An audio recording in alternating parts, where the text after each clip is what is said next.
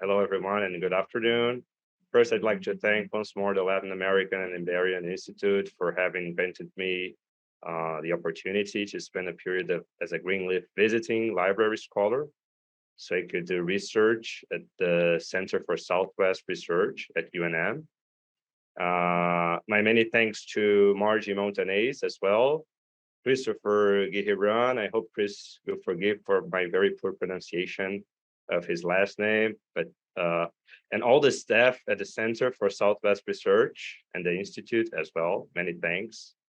Uh, and also, of course, the Fulbright Commission for allowing me to do research at UNM after my postdoctoral research period at NYU.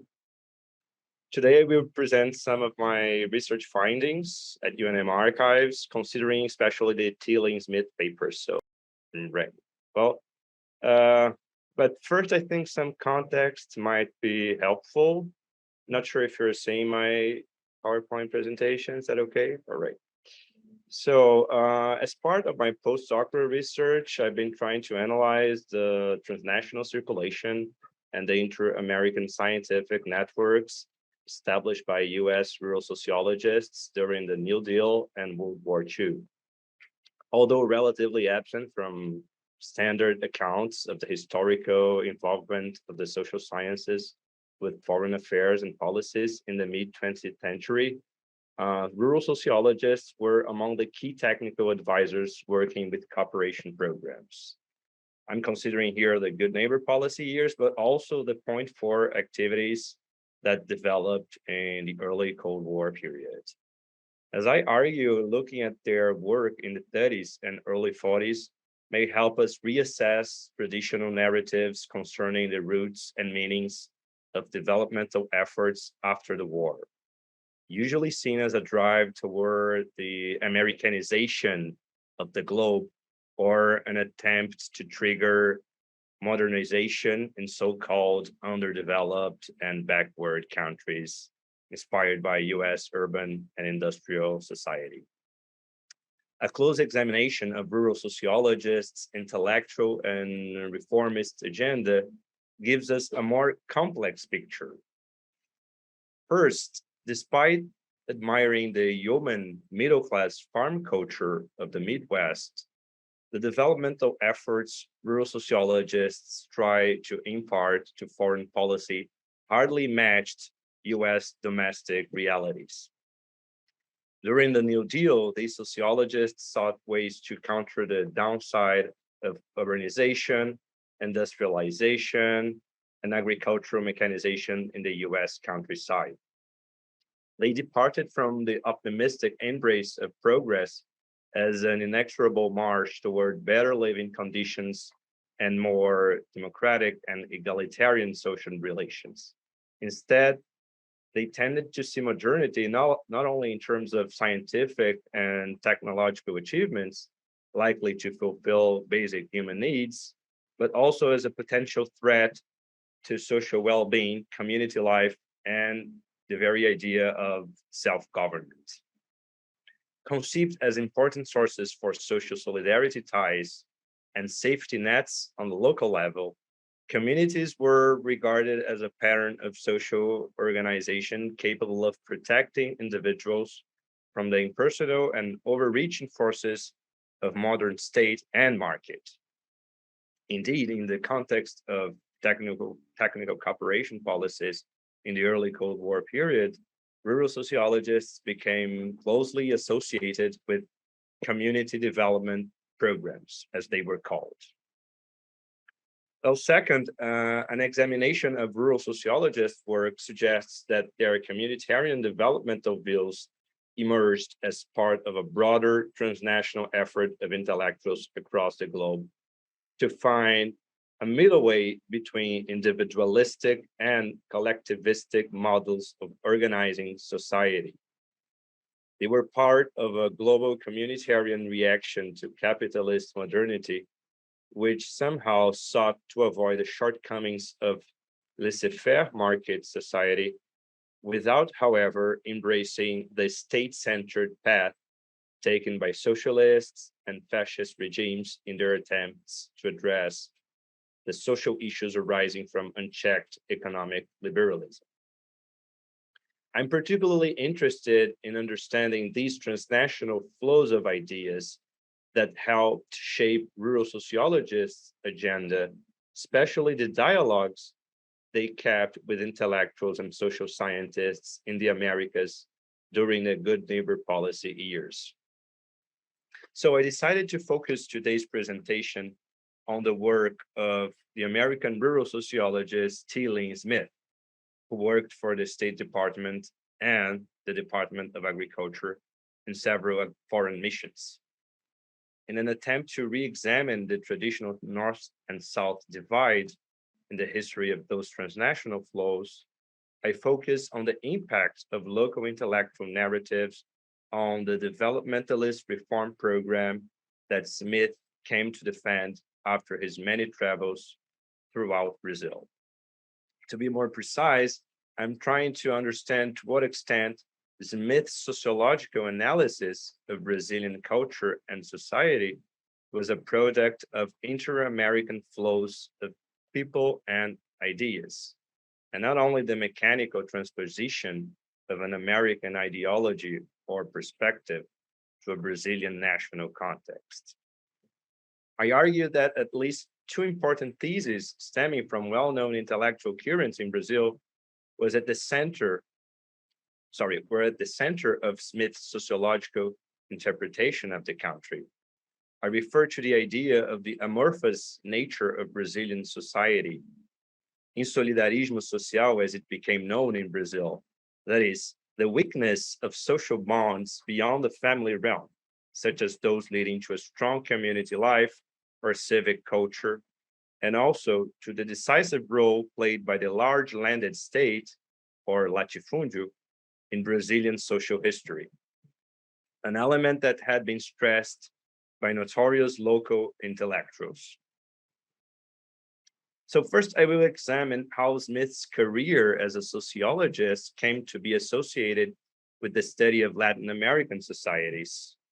Then I will look at his view on Brazilian society and analyze its connection with sociological trends in Brazil, especially with the work of Oliveira Vianna, an intellectual from Rio de Janeiro.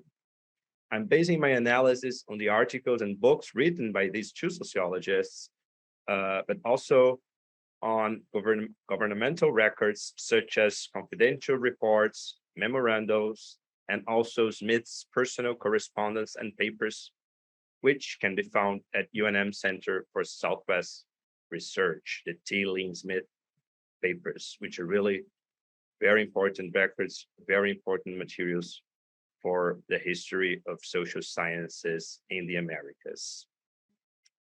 Well, but who was T. Lynn Smith anyway?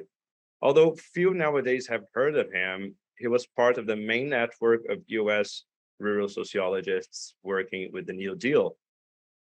During the Great Depression, as a professor at Louisiana State University, Smith cooperated with the Department of Agriculture by studying the impact of relief policies to the rural poor in Louisiana.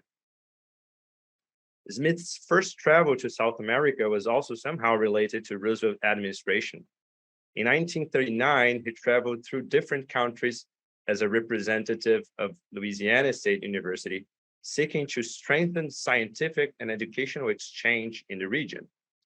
Since the mid-30s, the US had grown concerned about the strong German influence in Latin America. Counting on the support of the big foundations, universities, and colleges, the US government designed cooperation policies with the other Americans in the hope of making their own presence more visible in the hemisphere. Scientific exchange, among other cultural activities, were strongly encouraged in this context. Well, Smith's second travel to South America in 1942 as part of the war efforts was even more decisive for his career and helped to shape what became a lifelong academic interest in Brazilian society. Following the invitation of the sociologist Carl Taylor, chief of the Division of Farm Population, Smith was assigned to the position of agricultural analyst in the American Embassy in Rio. He was among the many rural sociologists who worked on foreign missions in Latin America, a data collection strategy which had been devised by the US Vice President himself, Henry Wallace, the former Secretary of Agriculture. A strong advocate of agricultural cooperation among the so-called American republics, Wallace was eager to obtain information on rural population in South America. The war had undermined the traditional European markets for Latin American commodities, while the US had lost its sources of rubber in Asia, as well as other strategic raw materials for the war industry, and started looking at South America as an alternative. This process led to a series of different cooperation agreements between the US and Latin American countries considered to be important for the procurement of war supplies.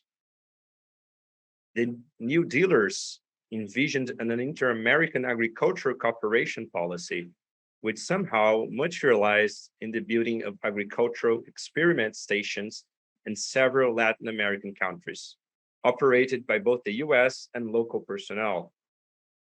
The rural sociologists, headed by Carl Taylor, started working on these projects, giving technical support to Washington's headquarters in both the State Department and the US Department of Agriculture. Smith's reports during the war in Brazil stressed the unproductive nature of Brazilian labor force. Labor force became a major concern. It was the human variable, as it was called, that had to be considered if the levels of economic production in Latin America were to be raised. According to Smith and many other American and Brazilian observers, the Brazilian rural worker was marked by disease, poverty, idleness, and very low standards of living. The rural worker had few social wants or material aspirations when compared to the American middle-class farmer. His agricultural practices were of a very primitive nature, coming from indigenous traditions. Besides, according to Smith, in most areas of the country, no capital or machines were to be found that could make labor more productive and attractive. In his depiction of the rural poor, the mixed-race caboclo, Smith dismissed scientific racism. The influence of race in human behavior as opposed to cultural, social, or environmental explanations is still triggered lively debates in scientific circles in the 1940s. Smith was a supporter of cultural and social explanations, though, aligning himself with such intellectuals as Franz Boas and Robert Park in the US, and Gilberto Freire and Arthur Ramos in Brazil. A memorandum from the Department of Agriculture regarding Smith's report on the Brazilian labor force praised his efforts to explore the health and dietary factors involved in the people's so-called inertia, instead of stressing the country's interracial mixture. According to the memorandum, I'm quoting it here, this view was generally accepted in Brazil, but not too well known among scholars in English-speaking countries. Smith's main source of inspiration when he sought to sociologically explain what was perceived as generalized poverty, passivity, and inertia among the Brazilian rural masses was Oliveira Vianna's work. Graduated from the traditional law school in Rio, Oliveira Vianna was part of the Brazilian intellectual elite who had grown unsatisfied with the First Republic's liberal regime, considered to be the arbitrary rule of the rural oligarchies, and advocated more centralized forms of political power. A prolific writer of essays regarding Brazilian history, Vianna's work furnished one of the strongest ideological supports for Getúlio Vargas' dictatorship during the 30s. The sociological dimension of Oliveira Vianna's work caught Smith's attention when he first traveled to Brazil in 1939. He visited Vianna in his house in the city of Niterói across Rio de Janeiro's capital, Guanabara Bay, Vianna was then considered to be one of the most important sociologists in Brazil. And since sociology was still being introduced as an academic discipline in the newly founded universities, the fact that Vianna had no formal academic training in the social sciences, nor any formal ties to the academic sociology in Brazil, did not prevent foreigners to approach him. In the US, Chicago key sociologist Robert Parr regarded him to be one of the greatest authorities regarding Brazilian social and racial realities. So did Donald Pearson, Park's student who studied race relations in the Brazilian state of Bahia.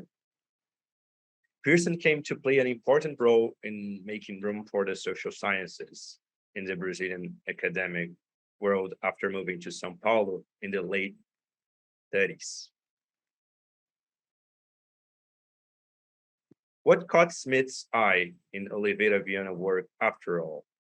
Vianna had stressed, especially in the second part of his famous book, Populações Meridionais do Brasil, the role played by the large landed states of the plantation system, the latifúndio, as we say in Portuguese, in the shaping of Brazilian culture and society.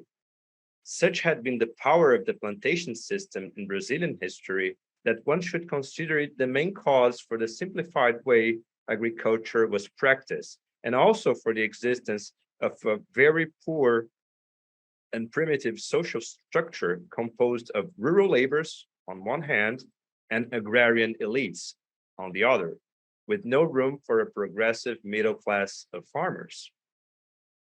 For Oliveira Vianna, that meant that only the state, the central power, guided by an enlightened elite, could operate the changes necessary to transform Brazilian amorphous society into a true modern nation, proud of its civic culture and fully integrated on the social and communitarian level.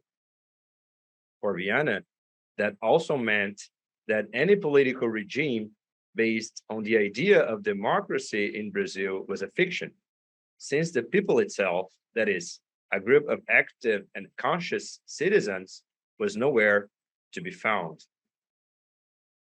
Smith did not fully agree with Vianna on that later topic, but was heavily influenced by his views, as we will see here. In his reports, Smith followed the steps of Vianna, pointing that the large landed state had established a settlement pattern in Brazil responsible for the isolation of the rural inhabitants. The latifúndio was considered a self-sufficient economical unit, and for the weakness of social bonds beyond locality groups, such as the family and the neighborhood. Comparing the whole nation with the US South, Smith thought that rural Brazil was still far behind the more primitive and backward southern states when it came to the establishment of well-integrated rural communities. After all, Brazil had a poor system of transportation and communications, and the subsistence agriculture was the main rural economic activity.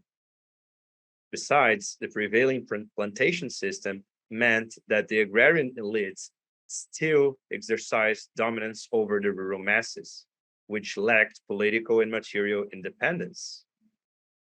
On the other hand, Smith thought that Brazil also displayed some tendencies toward community integration that one could not find in the US. There were no strong race divides, a generalized view shared by both American and Brazilian intellectuals at that time. And the villages of each municipio, the equivalent of the American county, were not allowed to separate themselves from the surrounding rural areas, as was the case with the American incorporated towns, due to Brazil's more centralizing laws regarding local administration. It's true that Smith's concern with the social effects of the large landed states goes back to his research work in Louisiana. On September 1939, he wrote to a friend, "I returned from South America more than ever convinced that large-scale agriculture, as exemplified in the plantation system, has been a curse to the whole southern part of the nation." Smith was part of a thought collective made of agricultural economists and rural sociologists working for the Roosevelt administration, such as Henry Wallace, M.L. Wilson, and Carl Taylor, which deplored the gulf between the classes brought about by industrial capitalism and mechanized plantation, and favored an idealized vision of the Midwest family farm, middle class, or small landowner as one of the social bases of the so-called American democracy, egalitarian culture, and economic progress.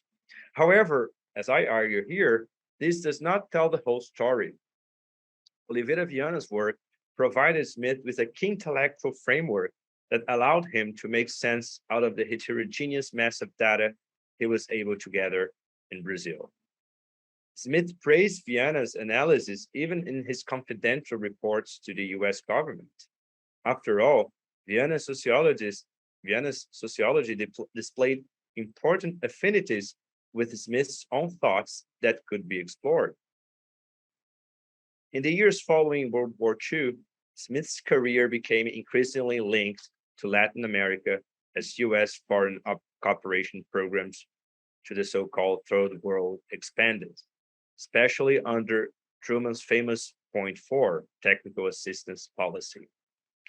Smith came to define a social engineering program for Brazil centered on land reform and rural education. Social change would result from taxation mechanisms on land property by the local governments to fight the speculative use of large states. Colonization policies aimed at establishing small family farms, and the organization of education and health services on a local basis. Social change should take place in a gradual manner, creating a strong middle class of farmers able to perform the role of entrepreneurs and managers of their own farms and of citizens in their own communities.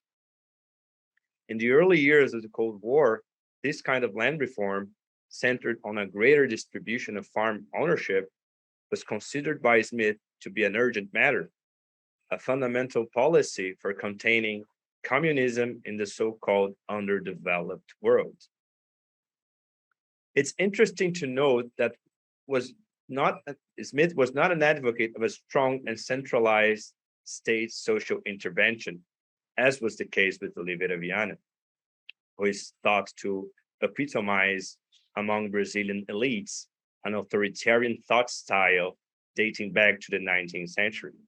On the contrary, like the agrarian intellectuals of the New Deal, Smith was pretty much concerned about bringing local farmers into policy planning and participation as a way of offsetting top, bottom, and centralized governmental policies.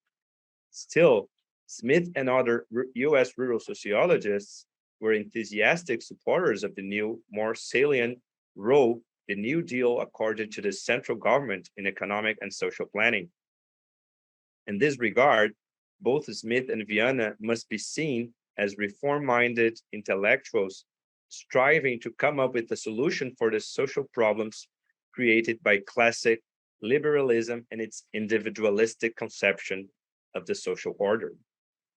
Both were eager to promote more solidaristic forms of association without stepping into socialist alternatives to capitalist modernity. Furthermore, in his technical advice regarding the implementation of agrarian reform in Brazil, Smith seemed to give in to the rather authoritarian view that land reform mechanisms in some communities would call for state and federal inspection for the safeguarding of local revenues obtained by taxation. In this case, Smith seemed to reflect Vianna's familiar concern with the influence of local oligarchies under their arbitrary rule in many Brazilian communities. Well, I think it's time to conclude. Smith's analysis of the cultural and social obstacles to Brazilian progress was largely based on the work of Oliveira Vianna. His reading of Vianna's work is stressed its sociological dimensions, as Smith's analysis were considerably influenced by Vianna, his intended social reform for rural Brazil became a mixture of democratic and authoritarian tendencies, and not simply an American recipe to be exported. It seems that both Smith and Vianna can be seen as participating of a transnational conversation about ways of reordering society amid the crisis experienced by classic liberalism. Smith and Vianna's unexpected encounter points to the transnational character of ideas in the history of the social sciences, an element usually overlooked by traditional historiographies restricted to national cartographies. Transnational social scientific dialogues around developmentalism seem to have involved scholars and intellectuals from both the North and the South of the globe. Different national thought styles seem to have shaped global aspirations toward development. Finally, one must not disregard the problem of asymmetry in the global circulation and making of social scientific knowledge. Despite being part of the same transnational intellectual debate, Smith's and Oliveira Vianna's works followed different routes or paths. Smith's work, along with those of his peers in US rural sociology, became widely read worldwide in the context of the Point Four program and the US technical cooperation efforts in the field of community development. His name also became associated with the history of rural sociology itself. Vianna, on the other hand, have written his books in Portuguese, did not experience the same degree of international circulation. His name entered only the Brazilian intellectual history, where his work, despite being highly controversial, is still considered to be a milestone. If scholars nowadays wish to show that intellectual and social scientific histories encompassed a broader range of actors and works than previously recognized, especially coming from the global South, this important task should not prevent us from understanding how, despite dialogues across the globe, North and South divides were historically constructed, kept, or even defied. Well, that's it for now. Thank you.